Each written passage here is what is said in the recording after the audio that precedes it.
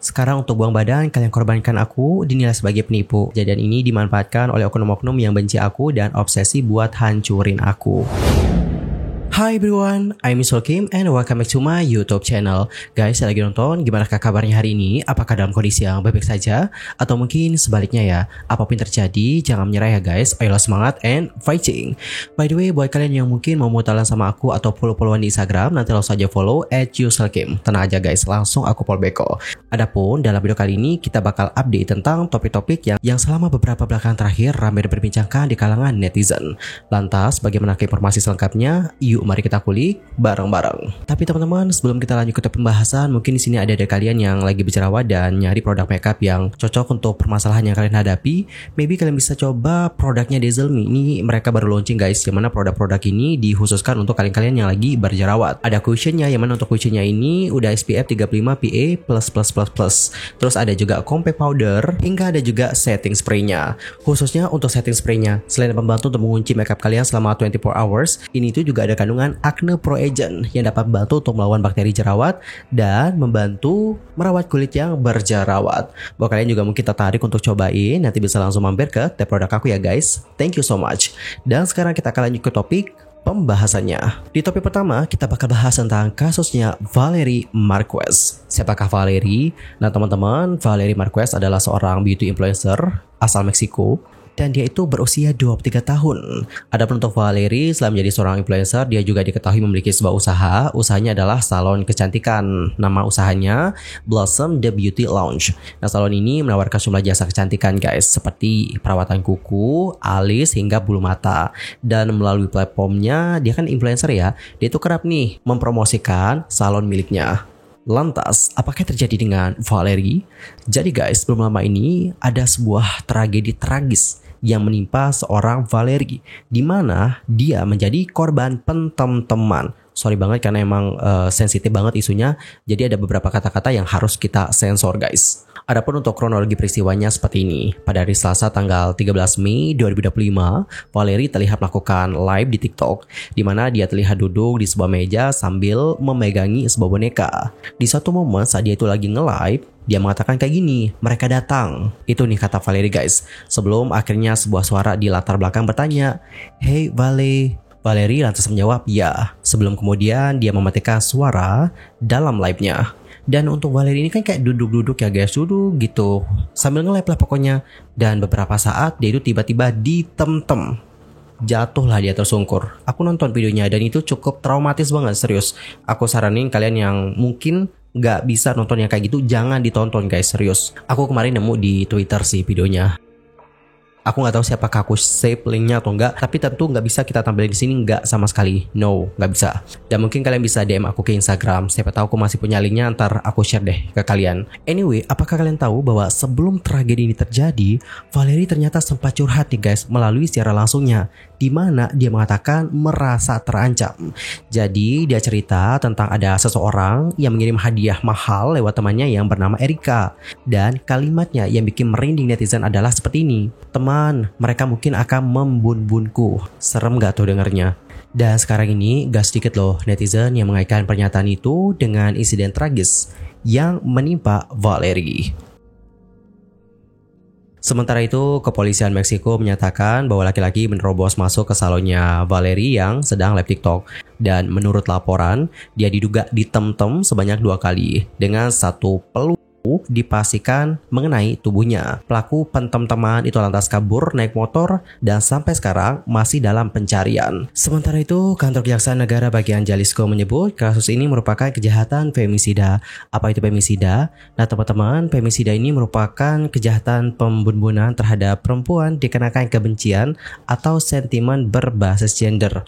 Serem juga ya, gak kebayang sih bagaimana perasaan dari wanita-wanita yang ada di sana sekarang melihat bagaimana kasus seperti ini. Dan berdasarkan informasi yang aku dapatkan, kasus tersebut membuat publik Meksiko menjadi heboh di tengah kasus pembunuhan yang terus meningkat di sana. Dan guys, sekedar untuk informasi tambahan, sebelum Valerie, kandidat wali kota perempuan di negara bagian Veracruz, Meksiko yang bernama Yesenia Lara Gutierrez itu menjadi korban. Kala itu mendiang ditemtem saat sedang menggelar kampanye di depan para pendukungnya di jalan Texas Tevec. Amnesty International lantas mencatat bahwa pada tahun 2020, kasus pembunuhan terhadap perempuan di Meksiko sekitar seperempatnya merupakan kejahatan femisida. Sekali lagi mengucapkan turut berduka cita atas kepergian dari Valerie dan semoga ia ditempatkan di tempat terbaik di sisi Tuhan dan semoga untuk pelakunya dapat segera ditangkap dan diadili seberat-beratnya dan semoga kasus seperti ini tidak terjadi lagi. Dan sekarang kita akan lanjut ke topik yang kedua. Kita bakal bahas tentang bagaimana lanjutan dari drama Diamond Labs-nya Sheila Saukia. Nah teman-teman, seperti yang sudah kita bahas sebelumnya, ramai di sosial media mengenai Sheila Saukia yang menjual sebuah perhiasan yang pada awal disebutkan sebagai Diamond Labs, yang mana ini tuh lantas menuai pro kontra, karena banyak orang menilai bahwa itu bukanlah Diamond Lab, melainkan Moissanite. Apa perbedaan antara Diamond Labs dan juga Moissanite? Nah teman-teman, Diamond Labs atau Lab Ground Diamonds adalah berlian yang diproduksi di laboratorium dengan menggunakan teknologi canggih yang meniru proses alami pembentukan berlian. Berbeda dengan berlian alami atau natural diamond yang terbentuk di dalam bumi selama jutaan tahun, Lab Ground Diamonds diciptakan melalui dua metode utama, yakni high pressure high temperature dan juga chemical vapor deposition. Sementara itu, Moissanite sendiri pertama kali ditemukan pada tahun 1893 oleh seorang ilmuwan Prancis bernama Henri Moissan. Pada awal dia itu keliru mengira bahwa itu adalah berlian. Dan setelah diperiksa, ternyata partikel yang ditemukan oleh Moissan dari kawah meteorit di Arizona itu adalah silikon karbida yang tampak mirip dengan berlian. Dan sekarang, meskipun untuk Moissanite alami ditumbuhkan di laboratorium dikarenakan kelangkaannya, ia atau Moissanite nggak dapat diklasifikasikan sebagai berlian. Kenapa? Hal itu dikarenakan Moissanite sama diamond itu tidak memiliki sifat kimia dan juga fisik yang sama. Berbeda dengan lab ground diamonds atau berlian lab yang memiliki sifat kimia dan juga sifat fisika yang sama dengan berlian alami. Begitu guys. Jadi gimana, sekarang udah tahu ya bagaimana perbedaannya. Sementara itu, usai menimbulkan drama yang panas nih, pihak Tia Jewelry yang menjual perhiasan tersebut buka suara, di mana mereka mengatakan bahwa yang mereka jual itu adalah Moissanite. Dalam statementnya mereka mengatakan seperti ini. Halo semua, sehubungan dengan masalah terkini, kami ingin menggunakan kesempatan ini untuk mengklarifikasi beberapa poin penting. Brand kami tidak pernah mengklaim menjual produk berlian dan kami sangat transparan dalam menyatakan bahwa produk kami terbuat dari Moissanite dan juga zircon. Harga kami saat ini sesuai dengan model bisnis kami. Untuk keterangan lebih lanjut, silakan unduh aplikasi dan hubungi tim layanan pelanggan kami. Sementara itu, untuk Sheila Saukia terlihat membuat instastory dan juga mengkoreksi tentang kesalahan tersebut. Dalam instastory-nya, Sheila Saukia menuliskan, "Yang Tia, Moissanite ya sayang, maafkan kemarin aku salah penyebutan nama perhiasan. Aku kira Diamond Labs dan Moissanite ini sama. Karena ini usahanya bukan punyaku juga, bukan aku ownernya, banyak tergiring kalau ini perusahaan punyaku.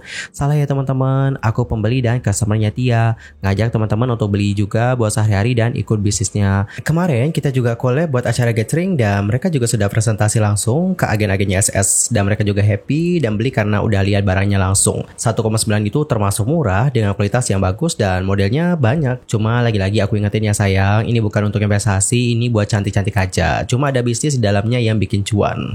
Dan guys, terbaru Sheila Saukia meminta nih agar pihak Tia memberikan klarifikasi tambahan bahwa mereka awalnya salah memberikan informasi kepada pihaknya. Lebih lanjut, Sheila Saukia mengatakan seperti ini melalui Instagram story-nya. Di sini Sheila Saukia terlihat melampirkan sebuah pesan WA yang isinya adalah seperti ini. "Cici, waktu pertama ketemu itu bukannya info di awal itu Diamond Labs kah?"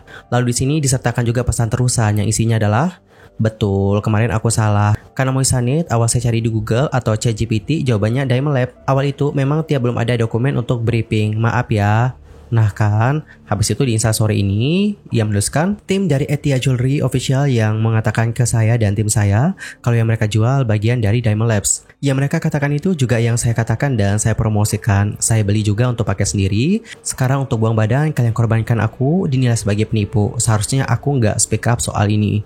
Awalnya aku mana tahu ada Diamond Lab. Yang aku tahu Diamond cuma Gia. Dan langganan aku ada DP, nama tokonya Yanti, dan ada juga beli di teman-teman. Ada sebagian juga Diamondku pribadi beli di Banjarmasin. Itu aja yang aku pakai. Terus ada tim dan sahabatku jual yang dibilang awalnya Diamond Lab.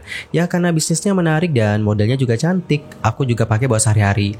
Karena penyebutan awal itu dibilang Diamond Labs, sampai ke promosi pun aku bilang Diamond Labs. Dan aku promosikan udah dari bulan puasa. Kalau memang aku salah penyebutan, kenapa nggak diberi lagi informasi? Terus sekarang karena udah viral, mereka buang badan dan bilang kalau mereka tidak pernah menjual Diamond Labs. Terus yang diinfo ke aku apa? Aku dihujat, dicap sebagai penipu, diejek di TikTok sebagai penjual diamond palsu. Padahal ini bukan bisnisku loh, aku hanya support bisnis kalian, tapi akulah yang jadi korban. Timku udah coba bilang baik-baik, bisa nggak klarifikasinya ditambah kalau mereka awalnya salah memberikan informasi ke kita sebagai kliennya. Mereka menolak. Terus sebenarnya yang dirugikan ini siapa? Semoga tim Tia bisa memberikan klarifikasi tambahan kalau mereka salah memberikan informasi awal ke aku ya. Aku kan klien kalian yang benar-benar support full untuk bisnis kalian ini. Tapi di sini aku dicap sebagai penipu. Soal harga memang itu harganya. Soal tukar tambah 100.000 memang itu adanya. Semua nggak ada aku lebih-lebihkan. Nggak ada aku kurang-kurangi. Aku promosi sesuai porsi yang kalian kasih. Jangan sampai kejadian ini dimanfaatkan oleh oknum-oknum yang benci aku dan obsesi buat hancurin aku. Ini story aku 2 hari lalu. Aku minta maaf kalau aku salah penyebutan Diamond Labs. Aku masih support @Tia Jewelry Official. Tapi setelah aku klarifikasi dengan PD-nya ketika aku dihujat masih kekeh bilang ini Diamond Labs karena memang dari awal tim @Tia Jewelry Official bilang ini tuh Diamond Labs. Kalau memang bukan Diamond Labs pasti mereka negur kan. Nih mereka diam aja, aku promosikan brand mereka Diamond Labs selama ini. Giliran udah viral, mereka klarifikasi kalau mereka nggak pernah jual Diamond Labs.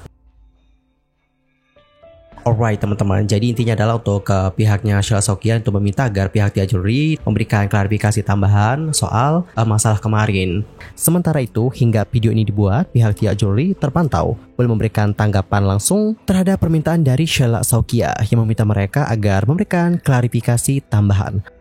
Dan bagaimanakah pendapat kalian akan hal yang satu ini? Antar komennya guys di kolom komentar. Well, dari hal ini kita bisa belajar pentingnya product acknowledge, mengenali produk lebih dalam sebelum mengenalkannya dan menjualnya kepada konsumen. Karena dalam kasus ini, nama dan kredibilitas dipertaruhkan. Aku juga nggak tahu dalam kasus ini di mana letak kesalahannya, apakah ada kurangnya komunikasi antara pihak Sheila dengan Tia atau bagaimana. Ya, untuk sekarang mari kita tunggu saja ya guys, bagaimana tanggapan dari pihak Tia akan tuntutan dari pihak Sheila Soggia.